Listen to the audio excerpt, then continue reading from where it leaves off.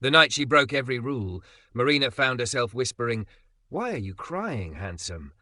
to a stranger in the hospital's cold waiting room. She thought it was just compassion. She didn't know it would change everything. When the MC introduced her, applause rose in a warm, polite tide that carried Marina to the podium. She felt the ballroom's light, opal chandeliers, mirrored walls, the soft gold of money behaving, strike her dress and turn it to midnight water. Her mother's smile, practiced and gleaming, held in the front row like a lantern. Her father's hands were steepled. A dozen board members leaned forward with the easy expectation that she would do what Caldwell's always did, wrap discomfort in silk and call it philanthropy. "Good evening," Marina began, and the microphone caught the steadiness she had built one double shift at a time. "We gather every year to talk about healing. Tonight, I'd like to talk about what it costs us when we confuse healing with comfort." A small stir went through the room, silverware ticking against china. She could have softened, pivoted to the script she'd written, and then abandoned. She kept going. 2 weeks ago, in our pediatric wing, a 7-year-old boy named Milo learned how to breathe again. He has pneumonia, and it scared him. His father, Andre, sat beside the bed for 3 days because he's the kind of parent who refuses to let fear do its worst alone. A few heads turned toward the back, where a slender man in a borrowed suit sat with a small boy who had fallen asleep against his shoulder. Marina saw them as if a spotlight had been built just for that table, Andre's hand cupping the side of his son's head, thumb tapping a slow rhythm. She felt the sensation again, something under her ribs warming like a struck match. "In the middle of the night," she said, "I found that father in our waiting room, shivering beneath a light that makes everything look harsher. Policy told me to call security. Procedure told me to preserve boundaries. Training told me to be professional. So I took off my coat and covered his shoulders. I sat down and asked a question no manual has ever suggested. Why are you crying, handsome?" There was a soft collective intake, half shock, half recognition of something too human to dismiss. Marina listened to it pass through the room and let silence have a breath. "He told me his wife died last year. He told me he could not lose his son, too. And in the morning, a different kind of policy told him he could not take his son home unless he could satisfy a ledger that does not know the grammar of grief." Vivian's smile had not cracked. It had cooled, edges sharpening like cut crystal. Marina met it for a heartbeat and chose not to be pierced. "I'm not here to shame anyone," Marina said. "I help build the systems that are failing families like Andre's. I know the arguments we rely on. Objectivity, sustainability, responsible stewardship. I also know a truth I cannot unlearn. Compassion without action is just comfortable pity with a better wardrobe." Laughter flickered, tentative, then steadied. Someone at the press table leaned in. A donor cleared his throat. At the front, a surgeon with a silver moustache folded his arms in displeasure.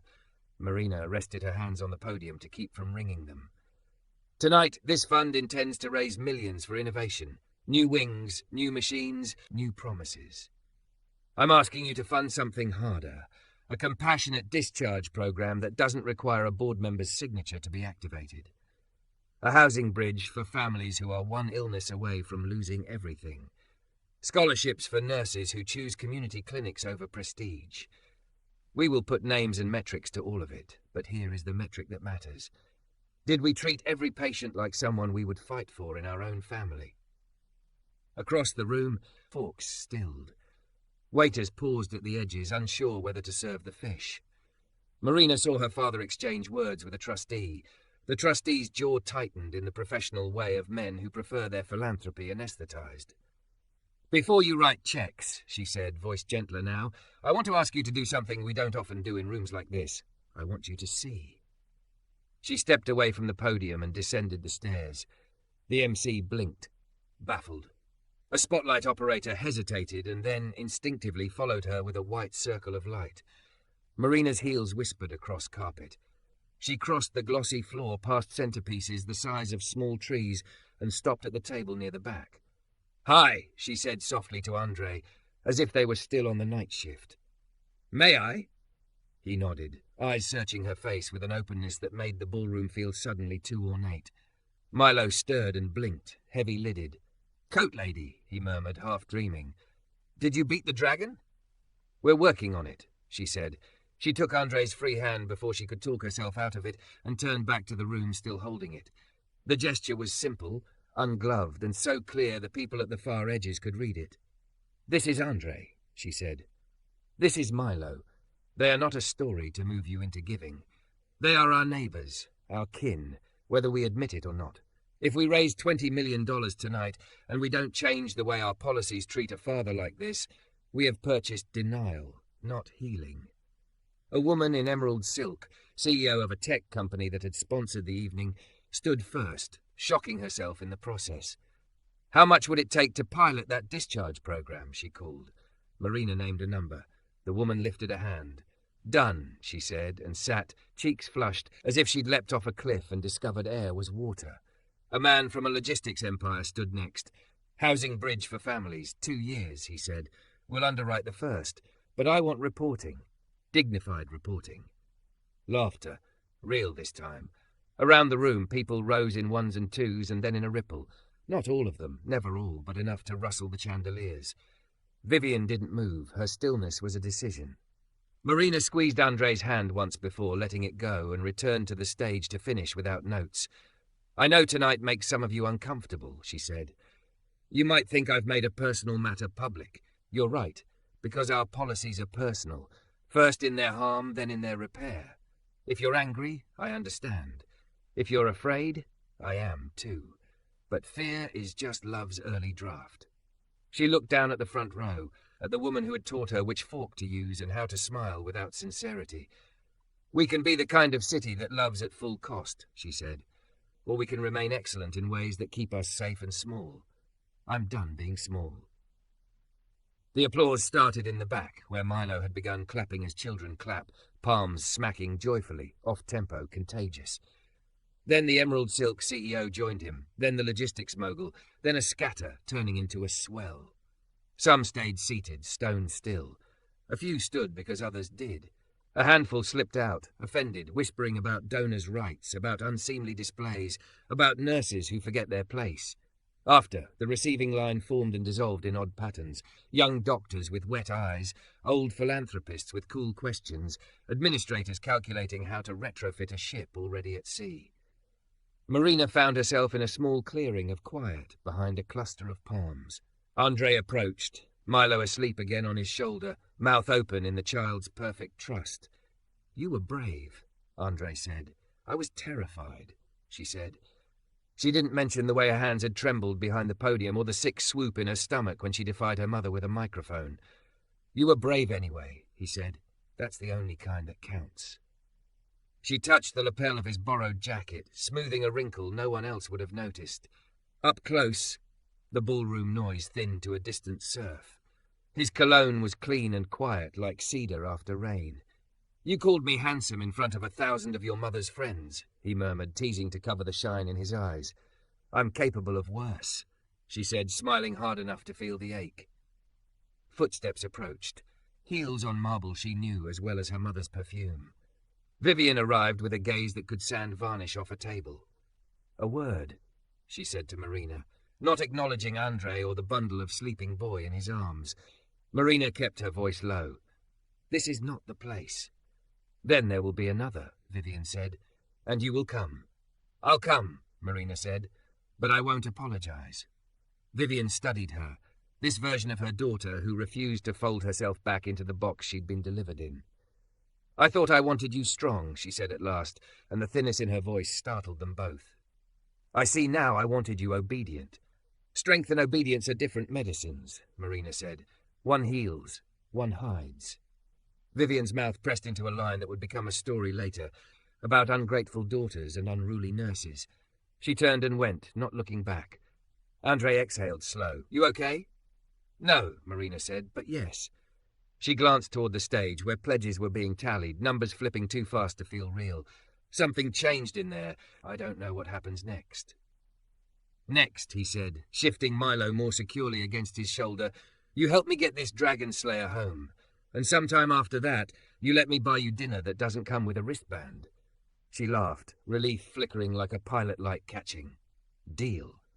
They threaded through a crowd that parted oddly, some with warmth, some with calculation, some with a cool curiosity reserved for people who've broken an unspoken rule and somehow made the room bigger.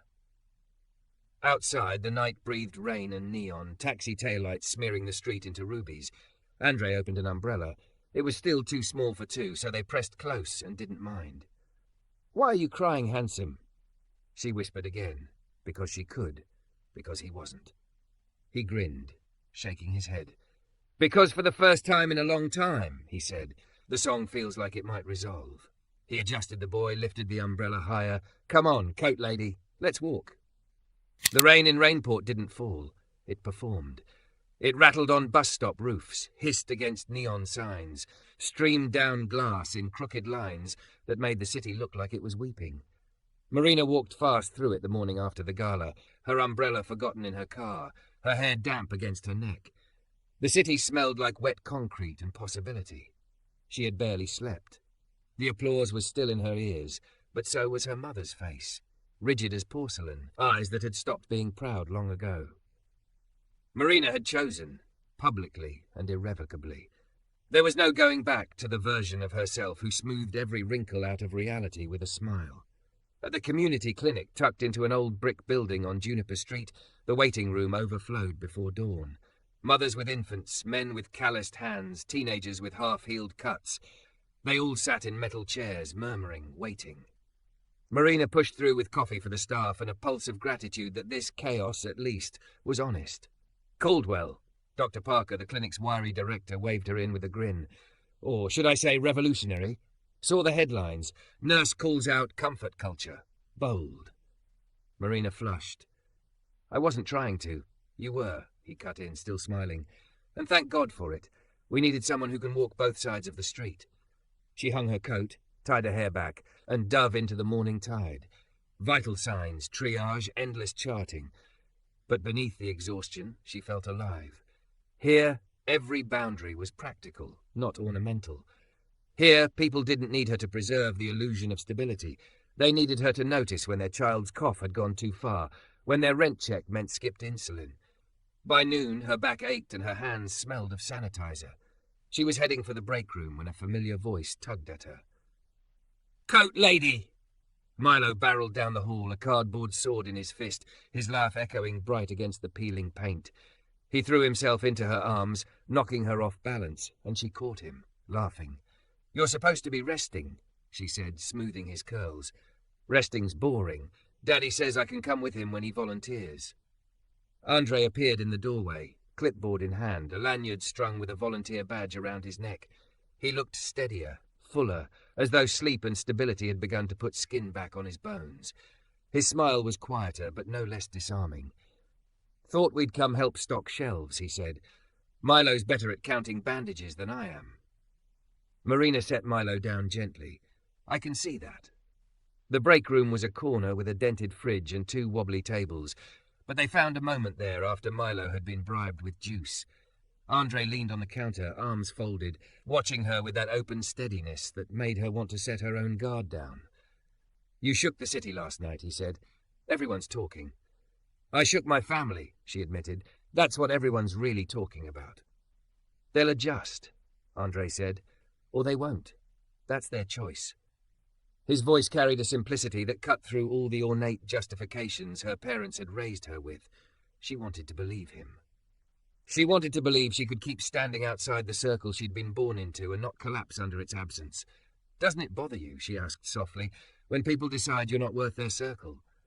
Andre tilted his head, considering. "It used to. Then I realized circles can trap just as much as they can protect. I'd rather stand with people who let me breathe." She smiled at that, small, shaky, but real. "You make it sound easy." "It's not," he said. "But it's possible. You just proved it." That afternoon, Marina found herself charting vitals with a lighter hand. When Andre and Milo left, Milo drew a quick sketch on scrap paper, her in scrubs, him with his sword. Above it, block letters spelled Nurse Night. She pinned it to the corkboard in the clinic hall, ignoring the tears that blurred the pushpin. Days folded into weeks. Headlines cooled. The Caldwell name trended in ways her parents hated but couldn't ignore. Marina buried herself in clinic work. Late nights, long hours, families who learned her face and leaned on her steadiness. Andre volunteered more often, sometimes helping kids with homework in the waiting room, sometimes fixing the temperamental printer like he'd been born to outwit it. And sometimes late after Milo had fallen asleep in a corner chair, they'd share coffee in paper cups, shoulders almost touching, talking in low voices. About Renee's laugh. About Marina's father's silence at dinner tables. About music programs Andre wanted to rebuild. About how fear and love often used the same doorway to enter a room. One evening, Marina stayed late, finishing paperwork. The clinic had emptied, rain muttering outside. She stepped into the hall to find Andre sitting against the wall, Milo curled against his chest, asleep again. He looked up, eyes weary, but lit with something softer when they found hers. "Sorry," he whispered. "He wanted to wait for you." Marina's chest tightened. She crouched, brushed Milo's hair back, then looked at Andre. "Why?" Andre's smile was tired, crooked. "Because you make him feel safe. And because—" He stopped, exhaled. "Because I think you make me feel the same." Something in the space between them shifted, fragile as glass but real. She reached out, touched his hand, and didn't pull away when his fingers curled around hers. "Why are you crying, handsome?" she whispered, seeing the sheen in his eyes. "Because I thought I'd used up all my chances," he said. His thumb grazed her knuckles, reverent. "Turns out I hadn't." For once, Marina didn't think about policy or protocol, or the gaze of her mother. She thought about the boy who drew her as a knight, the man who taught kindness, even when grief hollowed him. The way her life had unraveled and remade itself on a night when she chose to cover a stranger with her coat. She leaned her forehead against his, heart thudding like a drum, and breathed, "Then let's not waste this one." He closed his eyes, smile trembling. "Deal." They sat in silence until the rain eased. When he finally stood to carry Milo home, Marina walked with him to the door, her hand still in his, and for the first time she didn't feel like she was breaking a rule. She felt like she was keeping a promise she hadn't known she'd made, to herself, to the boy, to the man who had shown her that love isn't about staying comfortable. It's about being brave enough to see people as they really are. And in that small, rain-soaked hallway, she knew she'd never go back. The letter arrived on a Monday that smelled like wet wool and bus brakes, a cream envelope with the hospital crest, her name centered in a font that always sounded like cleared throats. Marina turned it over in the clinic break room with hands still smelling of sanitizer. Inside, Professional Conduct Review, Caldwell Foundation Board. Attendance requested. A date. A time. A conference room number she'd known since childhood from holiday receptions where she'd been paraded like a good report card in heels. "Problem?" Dr. Parker asked, tearing open tea bags with his teeth. "Appointment," she said, and slipped the paper back into its quiet threat. The rest of the morning was what she chose, a mother with a feverish toddler pressed to her chest, a construction worker with a sliced palm, a teenager who'd stopped taking his asthma meds because the pharmacy stopped recognizing his address. Marina moved through it steady as a drumbeat, curves wrapped in navy scrubs, hair loose today because rain had unraveled her neat bun. The clinic breathed around her like a crowded house, warm and messy and alive. She dropped by the supply closet at noon to find Andre kneeling with a barcode scanner that had given up days ago. Milo sat cross-legged beside him, while counting tongue depressors into packs of 10 like an accountant of small mercies. "Volunteer squad reporting for duty," Andre said without looking up. "This scanner thinks it's a toaster. I'm negotiating." "Use your teacher voice," she said, leaning in the doorway. "Scanners respond to consequences." He glanced up, smile catching at the corner like a song you recognize. "Coat lady, you look like you wrestled a cloud." "It lost," she said, "against my hair." Milo held up a packet, triumphant. "Nurse Knight, I made 100. 100, she asked, gasp exaggerated. 100-ish, Andre amended and winked. For a moment she forgot the letter folded sharp in her scrub pocket. Then the clinic phone rang and the world shifted. Rosa ran down the hall, sneakers flashing. "Marina, ER 2 blocks over. They're slammed and want overflow triage. They asked specifically for you." She was already moving. "Andre, can you?" "We'll come," he said, not a question. The ER was a hive with its lid kicked off. Rainport's weather had convicted half the city's lungs. The waiting room wheezed. Marina took a rolling cart and set up a triage island by the vending machines, her voice going bright and practical. Green forms for cough, pink for chest pain. If you can't breathe, you go to the front. No arguing, or I will deploy the sticker of shame. Someone laughed. Someone coughed. A mother cried until her sound became a rhythm. Marina moved, taping oximeter probes to small fingers, counting respirations, laying hands where hands mattered. Andre fetched water cups, translated for a man whose Spanish had been noticed only when it caused delays. Milo, solemn and important, became the keeper of stickers and bravery tokens. She was taking a pulse on a toddler who thought the cuff was a snake when Rosa touched her arm. "Marina," she said gently. "Milo's warm." Marina knelt. Milo's cheeks were pink with more than pride. His eyes had that glassy shine she knew too well. "Hey, Dragon Slayer," she murmured. "How's your fire?" "Hot," he admitted, small hand pressing his throat. It hurts to breathe big. Fear cut through Andre's face so fast it hurt her to see. "He's been fine all morning," he said to no one, as if proof could be invoked by sentence. "He's fine." Marina's hand was already on Milo's back, feeling the flutter and catch under little bones. She clicked the oximeter onto a finger that still bore faint marker lines from a drawing. The number blinked, thought about being brave, dipped. "Into room 3, she said. Her voice didn't shake, though everything in her wanted to. "Rosa, page respiratory. I need a neb set and an albuterol bullet yesterday." Andre's breath went short, the automatic empathy of a father whose lungs sink to his child's. Marina touched his chest with the back of her fingers like checking for fever. His heart hammered like a trapped bird. "Why are you crying, handsome?" she whispered as they moved, her arm around his back. "We got him, I'm here." He laughed on a hiccup. "I'm not. I know," she said. "Breathe with me." They breathed in, out, counting, while the neb sputtered to life and the medicine turned air to fog. Milo's eyes fluttered, then steadied. The room smelled like plastic and hope. Marina kept one hand on the child, one on the father, her own pulse flattening as numbers climbed like daylight over a fence. Respiratory swept in, cheerful and brisk, and the crisis became a process. An hour later, Milo was sitting up with a sticker on his hospital gown that declared him a nebulizer ninja. Andre's hands had stopped shaking. He looked at Marina as if she had invented oxygen.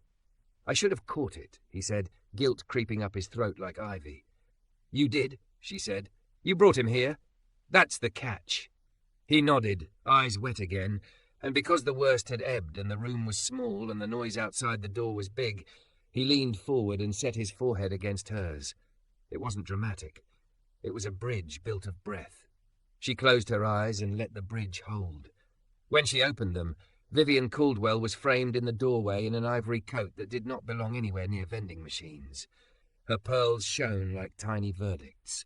Behind her, Richard Caldwell, jaw arranged into neutral concern, and the hospital's general counsel, a man whose tie knots looked like grievances. "Marina," Vivian said, as if the ER had been waiting for her cue. "You missed our meeting." Marina stood, heartbeat flipping from sanctuary to standoff. A child was having trouble breathing. "I rescheduled." "I see," Vivian said, looking at Andre, then Milo, then the scuffed floor. Her gaze catalogued and dismissed in a single stroke. "Mr. Carter," she added, remembering the name like a line in a play she disliked. "I trust you're finding our facilities adequate." Andre stood slowly, protective and polite, the way people become in rooms that don't welcome them. "Your daughter saved my son's life," he said simply. Again. Vivian's mouth made the shape of a smile and did not complete it. "We supported Marina through excellent schools and a 5-star residency track. It's gratifying to see her use her gifts." "She's using her heart," Andre said. "That's different." Counsel cleared his throat. "Miss Caldwell, while we all appreciate your public advocacy, recent statements have created reputational risks for the Foundation. We would prefer future remarks follow approved messaging." "Messaging," Marina repeated. A laugh she didn't feel tried to rise, and she swallowed it whole. "Do you mean telling the truth will be filtered through language that doesn't disturb anyone's dinner?" "Professional alignment," he said. "Boundaries." She glanced at Andre, then at Milo working valiantly at a lollipop that had appeared like a treaty. Her anger cooled to something precise. "Here is my alignment," she said. "The Compassionate Discharge Program launches this quarter. The housing bridge is funded. Nurses choosing community care will have scholarships by fall. If the foundation wants to write me out of the donor dinner program because I didn't curtsy while asking, fine. But if you try to slow walk what we promised in order to make it palatable, I will fill every hallway in this city with families and cameras until we remember that hospitals are for healing, not theatrics. Vivian's eyes flashed. The old heat of recognition when a daughter stopped being an extension and became a separate organism. For a small, startling second, grief flickered across her face as if she'd lost something she'd named duty and called it love. Richard stepped forward, voice low. "We are not your enemies, Marina." "I know," she said, "but sometimes you are your own." A beat. Counsel retreated to language about follow-ups. Vivian held her daughter's gaze, pearls immobile, then pivoted and left, rain dampening her expensive collar, as if the city had decided to bless everyone equally. When they were gone, the room exhaled.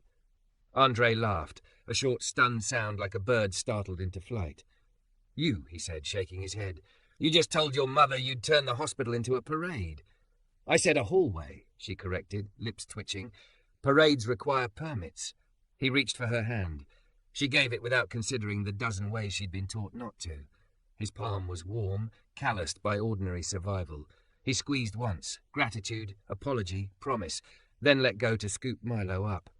The boy's breath was easier, his weight the anchor it should be. "Come home with us," Andre said, not as a test, but like a sentence that had learned how to trust its own grammar. "I'll make dinner. It will be edible but not impressive. We have 2 plates that match now." She thought of the conference room with its high-backed chairs, of speeches rehearsed into meaninglessness, of the feeling that had taken root beneath her ribs the night she asked a stranger why he was crying and believed the answer mattered. She nodded. The apartment smelled like cumin and clean laundry. A photo of Renee, small, fierce, grinning with her whole mouth, sat on a shelf beside a plant that was either thriving or ambitiously dying. Milo arranged his dinosaurs in a parade across the coffee table and narrated their diplomacy. Andre cooked like he taught, patiently, with jokes. "This is my secret sauce," he said, shaking oregano like confetti. "Don't tell anyone it's just oregano." They ate on the couch with their knees touching, a family composed by weather and risk. After Milo fell asleep mid-story, mouth open in victory, Andre washed dishes while Marina dried. Their shoulders bumped. Their hands disagreed about where the spoons lived, and then agreed. He turned, towel in hand, eyes serious. "I don't know how to do this without comparing it to what I lost." "I don't need you to," she said. "We can love in a room where her picture watches and blesses." His mouth trembled. She stepped into him, thick, curvy, soft in all the places life had taught her to guard, and wrapped her arms around his shoulders like she'd done in a fluorescent waiting room when the world insisted on being cruel. He folded into her and didn't apologize for it. "Why are you crying, handsome?" she whispered into his hair. "Because I'm allowed to," he said, voice breaking and mending on the same breath. "Because you made it allowed." "Good," she said. "Then cry. Then sleep. Then tomorrow, teach me how to make secret oregano sauce like a professional." He laughed into her neck, wet and relieved. Outside, the rain slackened to a hush, as if the city had finally exhaled. In the small apartment where grief and hope shared a shelf, love learned its lines, not from a script composed to comfort donors, but from a woman who had decided that rules should serve people, not the other way around, and a man who believed that kindness was a kind of music you could teach a life to play again. Marina woke to the smell of cinnamon. For a long, blinking second, she thought it was a dream. Her childhood kitchen on a Sunday morning, her mother humming hymns off-key, her father rustling the newspaper. But when she rolled over, the light was softer, filtered through thin curtains, and the apartment around her was modest, cluttered with toy dinosaurs, and alive in a way her parents' penthouse never had been. Andre was in the kitchen, sleeves rolled up, moving with that easy yet deliberate rhythm she had come to know. Milo sat on the counter, legs swinging, sprinkling sugar clumsily over dough with the concentration of a surgeon. "Morning, coat lady," Milo said when he spotted her in the doorway. His hair stuck up like electricity, his smile gummy from stolen sugar. "Morning, Dragon Slayer," she answered, tugging her cardigan tighter around her. "What's this operation?" "French toast," Andre said. Milo insisted we had to thank you properly. I warned him this would be messy. Messy is better, she said, stepping into the warmth.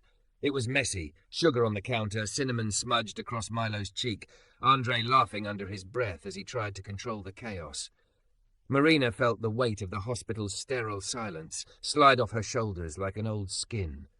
They ate together at the small table, mismatched plates crowded with toast. Milo recited a joke he'd learned from a cartoon.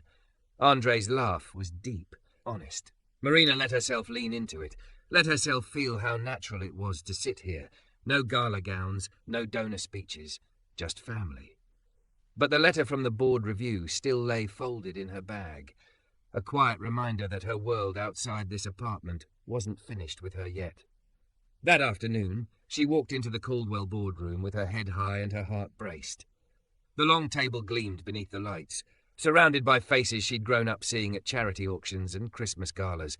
Her mother sat at the head, pearls gleaming, expression carved into something that belonged on a coin. "Marina," Vivian said, "we are here because your conduct at the gala, while spirited, has created complications." "Complications," echoed a trustee with thin lips. "Donors expect stability, not surprise revolutions." "You mean they expect silence?" Marina said evenly. "They expect us to collect checks and never ask where compassion ends."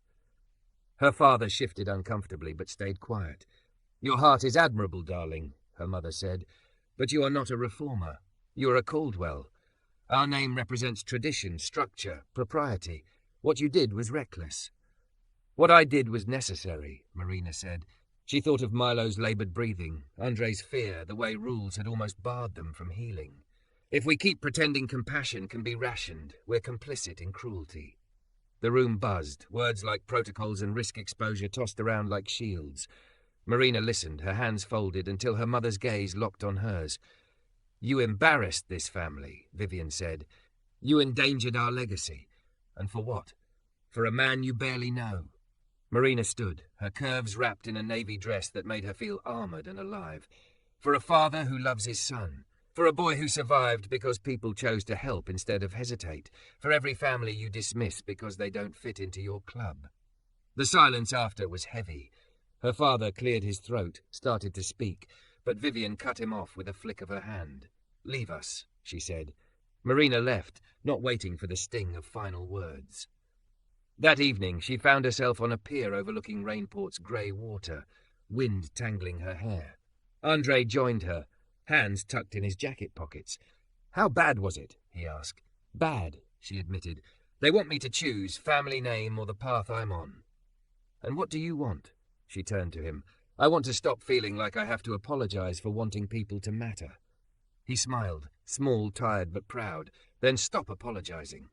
The pier lights flickered on, halos of gold in the fog. Marina leaned into him, her body fitting against his like it had been meant. He wrapped his arm around her, steady and protective, and for the first time in weeks she felt like she could rest. "Why are you crying, handsome?" she whispered when she felt his chest hitch. "Because you keep making me believe in things I thought I'd buried," he said, voice thick. "Good," she said, brushing his cheek with her thumb. "Because I'm not stopping." Days blurred again into the rhythm of the clinic, but something had shifted. The board sent letters, warnings cloaked as polite requests. The press spun her speech into debate. Marina ignored the noise and poured herself into work. She trained new nurses, rewrote intake scripts to be less demeaning, built trust one patient at a time. Andre kept showing up, sometimes with Milo in tow, sometimes with a bag of groceries he insisted the clinic needed, sometimes just with quiet support in the hallway when her shoulders sagged. One night she came home late to find flowers on her doorstep, sunflowers, awkwardly wrapped in newspaper. The note tucked inside was in Milo's messy handwriting, "To Nurse Night," from Dragon Slayer. Marina laughed until she cried, holding the stems to her chest. Inside, Andre was waiting on her couch. "He wanted to surprise you," he said, rubbing the back of his neck. "I might have helped." She set the flowers down, looked at him, really looked at him. The strength in his shoulders, the kindness in his eyes, the grief he still carried like an old scar, and the love that kept spilling out anyway. She crossed the room and kissed him. It wasn't careful or polite. It was the kind of kiss that rewrote the rules she'd lived by, the kind that tasted like cinnamon and rain and the risk of building a life outside the circle she'd been born into. When they finally broke apart, Andre pressed his forehead to hers. "What happens now?" "Now," she whispered, smiling. "We stop pretending we're not already a family."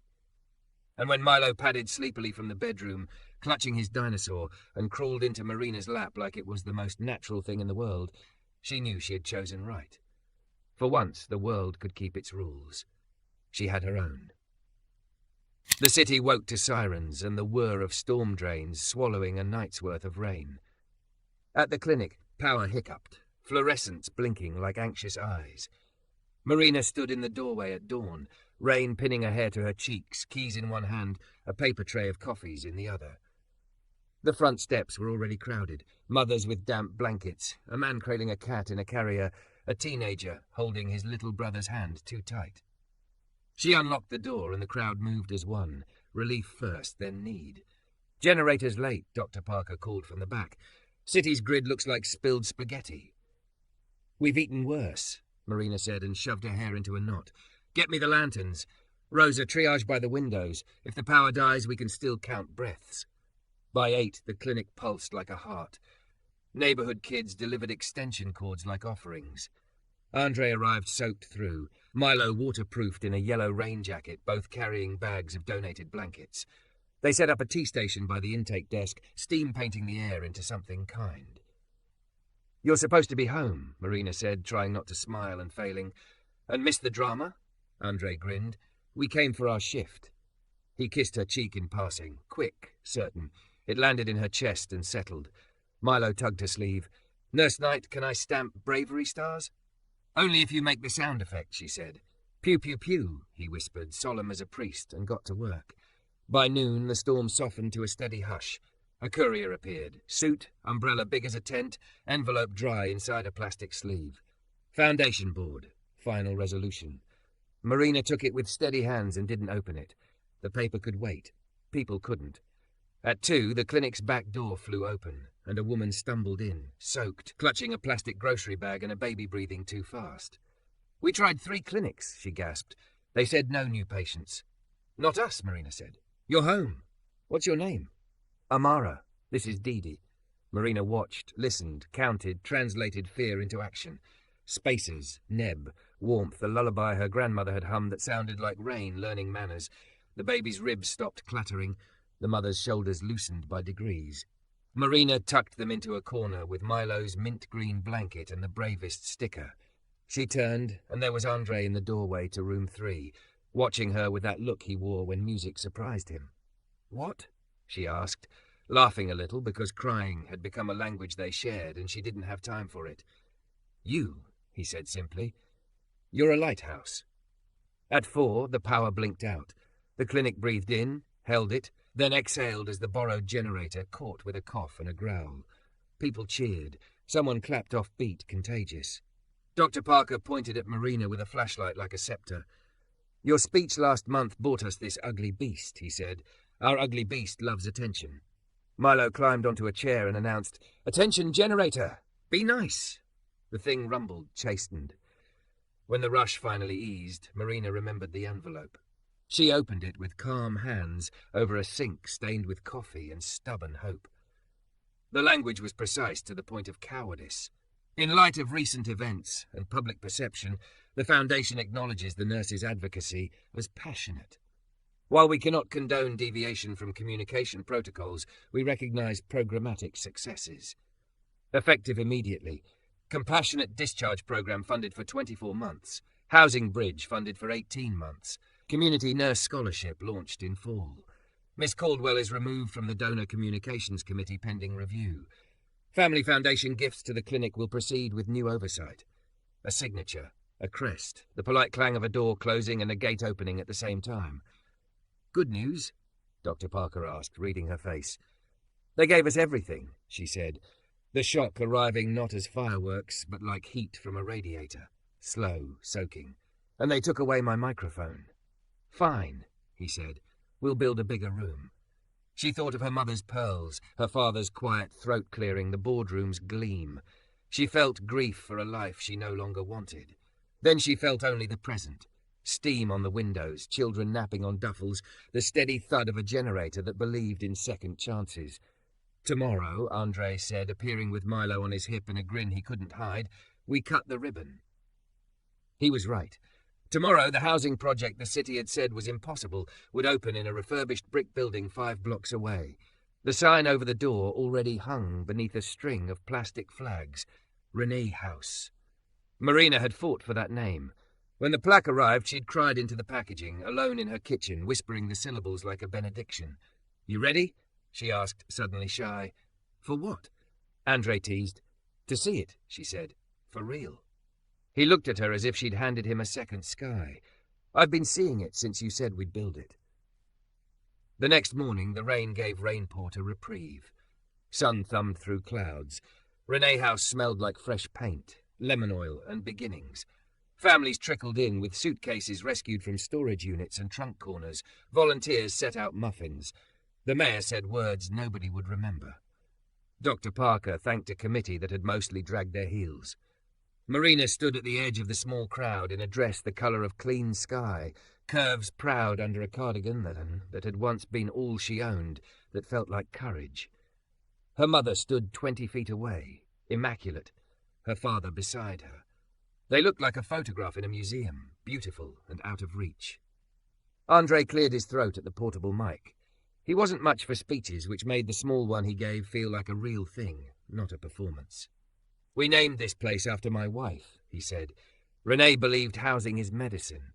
She believed love is a structure, not just a feeling." He looked at Marina, at Milo tugging her hand, at the families crowding the steps. "Thank you for making a structure out of love."